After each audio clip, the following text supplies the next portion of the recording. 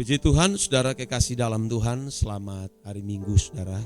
Kita membaca Alkitab saudara dalam 1 Petrus 1 ayat 17, firman Tuhan berkata, "Dan jika kamu menyebutnya Bapa, yaitu Dia yang tanpa memandang muka menghakimi semua orang menurut perbuatannya, maka hendaklah kamu hidup dalam ketakutan selama kamu menumpang di dunia ini." Saudara harus memperhatikan dengan jeli, dengan seksama bahwa Allah tidak memandang muka. Perhatikan ini saudara, Allah tidak memandang muka. Siapapun yang tidak hidup sesuai dengan kehendak Allah, sekalipun beragama Kristen, dia bukan anak-anak Allah. Itulah sebabnya saudara Petrus, dia menasihatkan kita kalau kita memanggil dia Bapa. Kalau kita memanggil dia Bapa atau menyebut dia Bapa, maka hendaklah kita hidup dalam ketakutan. Kalau kita menyebut dia Bapa Yahweh, jadi bukan tidak boleh disebut, boleh. Kalau di dalam perjanjian lama atau di salah satu hukum dekalog itu, jangan menyebut Tuhan Allahmu dengan sembarangan. Bukan berarti tidak boleh disebut, boleh disebut. Tapi harus takut akan dia. Tidak boleh tidak takut akan dia. Harus takut akan dia dan harus hidup suci. Sebab nama ini ya saudara bukan hanya sekedar nama.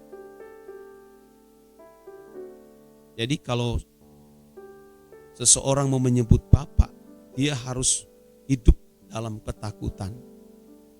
Mengapa harus ketakutan?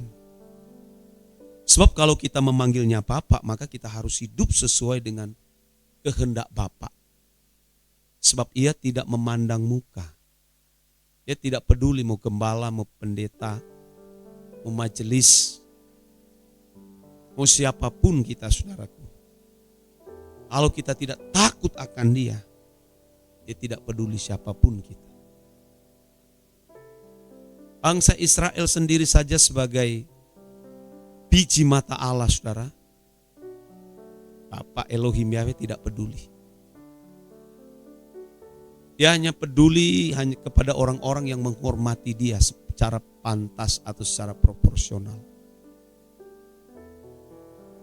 Menghormati Bapa bukan hanya pada waktu saat mengadakan ritual keagamaan, khususnya kita orang Kristen.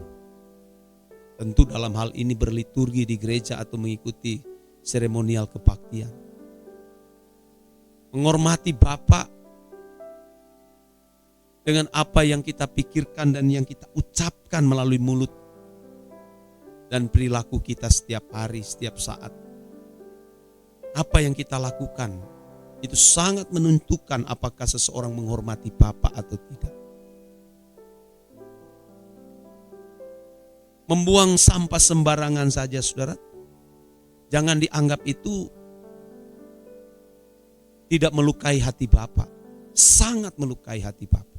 Itu hanya soal buang sampah dengan sembarangan, maksud saya. Buang sampah kepada tempatnya itu baik, tapi kalau buang sembarangan saudara, apalagi merugikan orang. Cara menghormati Bapa tidak usah muluk-muluk mau, tapi dimulai dari perkara-perkara kecil, saudara. Perkataan kita terhadap sesama kita harus benar-benar presisi, harus tepat. Ya katakan ya, tidak katakan tidak. Bukan karena ada kepentingan-kepentingan, apalagi memberi pujian-pujian palsu. Karena banyak orang begitu. Dia memuji seseorang karena ada kepentingan di dalam. Untuk mendapatkan sesuatu, entah mendapatkan penghormatan, penghargaan. Bahkan jangan-jangan karena mau mendapatkan uang. Dia memuji orang. Itu sudah menunjukkan seseorang tidak menghormati Bapa. Kalau seseorang ya disakiti ya, kalau kita marah, paling sampai menyimpan dendam, kita mau benci, itu tanda kamu tidak menghormati Bapa. Menyimpan dendam, menyimpan marah itu tidak menghormati Bapa loh saudara. Siapa sih kita ini? Saya takut di situ. Walaupun kita rajin ke gereja, bahkan telah mengambil bagian dalam pelayanan, kalau kita menyimpan kebencian pada orang yang melukai kita, apalagi kita memperbesar-besar masalah itu, kamu tidak menghormati Bapa loh. Tidak menghormati anak. Tuhan Yesus Kristus bahkan sampai di atas kayu salib masih terlontar kalimat, Bapa ampunilah mereka sebab mereka tidak tahu apa yang mereka perbuat. Wow, itu benar-benar sangat mengagumkan itu. Jadi benar-benar bersih. Ini mungkin dianggap remeh, dianggap aneh, atau tidak masuk akal. Nah, dengan apa kita bisa menghormati Bapa? Tuhan tidak butuh uang kita, seberapa uang kita persembahkan untuk Dia. Makanya ada di Alkitab ya, saya lupa di ayat mana tertulis, kalau seseorang itu dia bermasalah dengan orang lain dan ada menyimpan kebencian, kemarahan, saat dia menuju ke bait Allah atau ke rumah doa, rumah ibadah, sebelum dia mempersembahkan, meletakkan itu persembahan, dia harus kembali berdamai dulu. Wah, bisa sampai begitu loh. Baru dia memberi persembahan itu. Tinggalkan dulu persembahan itu dan pergi berdamai. Itu kelihatan perkara kecil, tapi dimulai dari situ ya saudara, kita menghormati Bapa. Saya tidak karang-karang ini. Dari perkara-perkara kecil. Kalau saudara berjanji bertemu dengan seseorang, tepati. Saudara pinjam uang kepada orang lain, kalau saudara berjanji saya akan ganti, juga ganti itu. Saya tidak menyinggung seseorang ya. Kalau dari perkara-perkara moral-moral saja seperti ini kita gagal, bagaimana kita mau menghormati Allah yang tidak kelihatan? Dan itu sering kali dilakukan oleh banyak orang Kristen, termasuk orang-orang yang ada di dalam gereja. Karena beragam orang datang di gereja itu ya saudara. Ada datang supaya mendapatkan teman, ada yang datang supaya bisa memanfaatkan orang lain. Banyak kepentingan-kepentingan yang terselubung. Yang tahu itu hanya Tuhan. Sebab Allah menyelidiki setiap batin manusia. Termasuk diri saya sendiri. Kalau saya melayani hanya untuk memanfaatkan orang, apalagi mencari keuntungan. Wah, betapa najisnya saya di hadapan Allah.